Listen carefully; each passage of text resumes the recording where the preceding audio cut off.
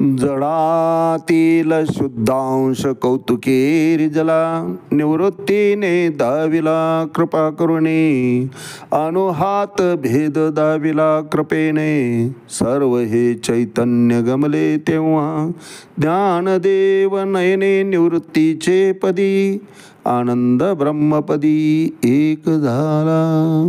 माऊली ज्ञानेश्वर महाराज की जय। एक तरी ओवी अनुभवावी या ज्ञानयज्ञात आपण उपासना कांडमधले पहिला अध्याय अर्थात श्रीमद भगवद्गीतेचा 7वा अध्याय आहे, ज्ञानविज्ञान योग याचा पहिला श्लोक। मय्यासक्त मनाः पार्थ योगम युञ्जन्मदाश्रया असंशयं समग्रं मां यथा ज्ञास्यसि तच्छृणु। अर्जुना, हे पार्था, असंशयम माझ्या भावनेने पूर्णपणे युक्त होऊन कुठल्याही प्रकारचा किंतु परंतु मनात न ठेवता, संशय मनात न ठेवता योगाभ्यासाद्वारे माझ्यावर मन आसक्त कर।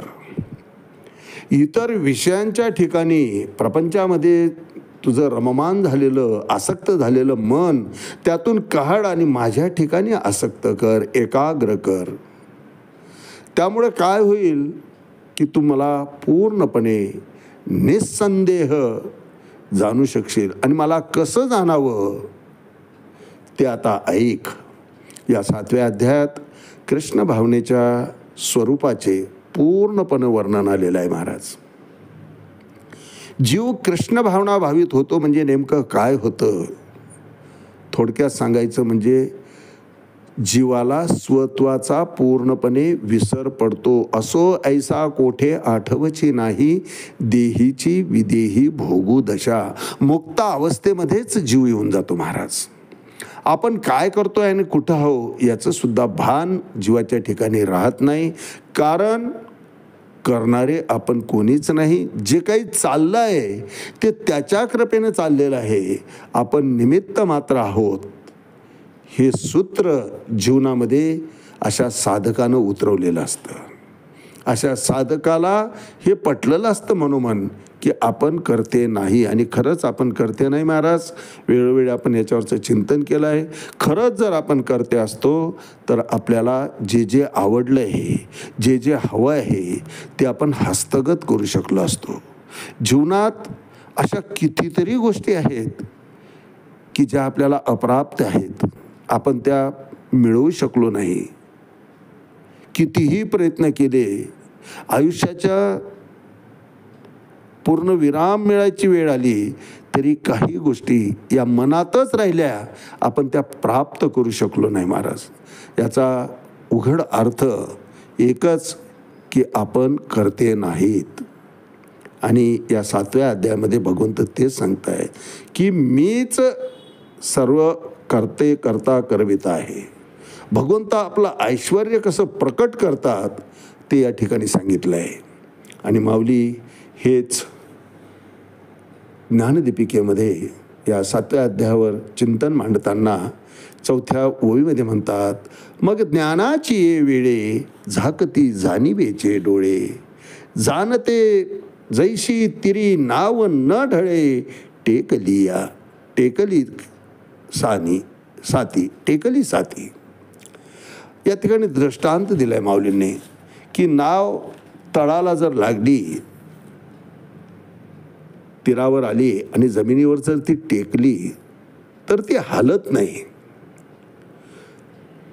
तसं मग ज्ञानाची ये वेडे झाकती जाणिवेचे डोळे। ज्ञान स्वस्वरूप ज्ञानाचा साक्षात्काराच्या वेळी बुद्धीची नजर झाकली जाते म्हणे।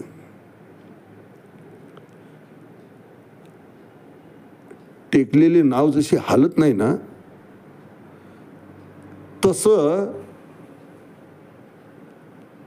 स्वस्वरूप जे आहे त्याचा साक्षात्कार होऊन जातो आणि जी चंचलता होती किंवा जो गैरसमज होता तो दूर होऊन जातो।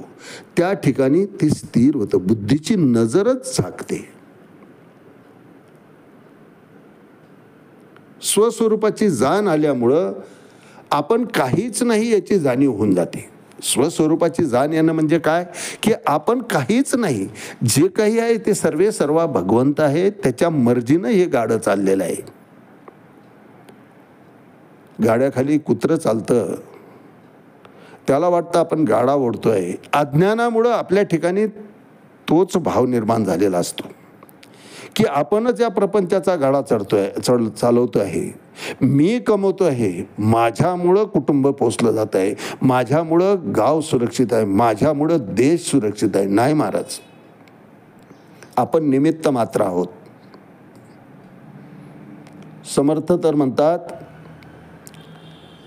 की कुटुंबातल्या माणसांची पुण्याई आहे, त्यांच्या पुण्याईनं प्राप्ती आहे, म्हणून तुम्ही कमवत आहेत. त्यात तुमचा कर्तेपणाचा काहीही भाग नाही. तुम्ही निमित्त मात्र आहात. बसल्या जागी खाणं, सुखात राहणं हे त्यांच्या नशिबात लिहिलं आहे, त्यांच्या प्रारब्धात आहेत.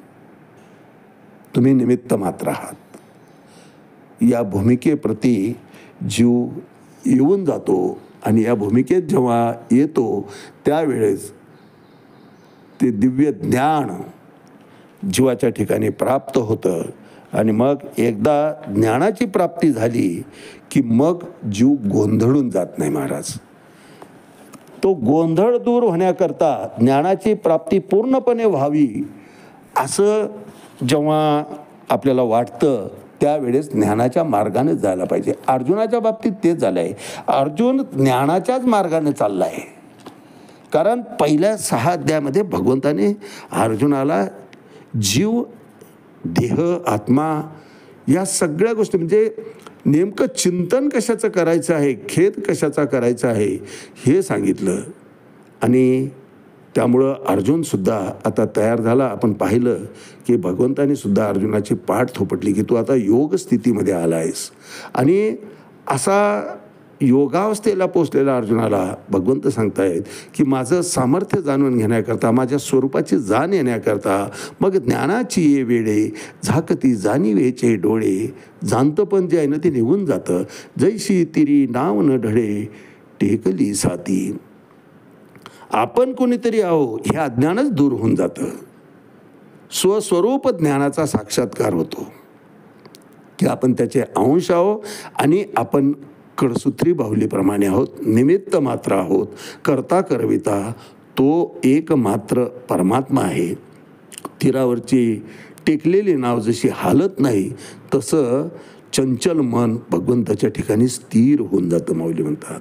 मग ज्ञानाची ये वेळे, झाकती जाणीवेचे डोळे, जैशी तिरी नाव न ढळे, टेकली साती. आज याच ठिकाणी थांबूया.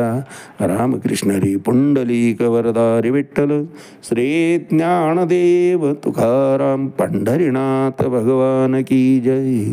माऊली ज्ञानेश्वर महाराज की जय. जगद्गुरु तुकाराम महाराज की जय. शांती ब्रह्म एकनाथ महाराज की जय. आदिशक्ती मुक्ताबाई की जय.